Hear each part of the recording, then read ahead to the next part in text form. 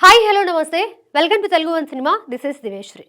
F2, F3 సినిమాల తర్వాత victory Venkatesh దర్శకుడు అనిల్ రావిపూడి కాంబినేషన్లో రూపొందిన సినిమా సంక్రాంతికి వస్తున్నాం.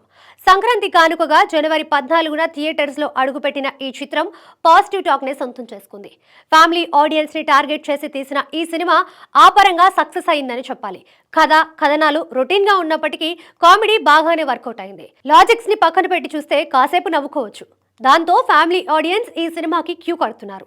మొదటి రోజు మేజర్ సిటీలలో దాదాపు షోలు అన్ని ఫుల్ అయ్యాయి. దాంతో వెంకటేష్ కెరీర్లోనే బిగ్గెస్ట్ ఓపెనింగ్స్ని ఈ చిత్రం సాధించింది. సంక్రాంతికి వస్తున్న చిత్రం మొదటి రోజు ప్రపంచవ్యాప్తంగా 45 కోట్ల గ్రాస్ వసూళ్లు చేసినట్లు నిర్మాతలు అధికారికంగా ప్రకటించారు.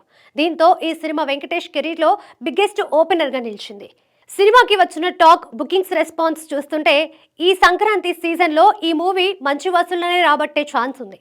ఫుల్ రన్లో 150 కోట్ల గ్రాస్ రాబట్టే అవకాశాలు పుష్కలంగా ఉన్నాయి.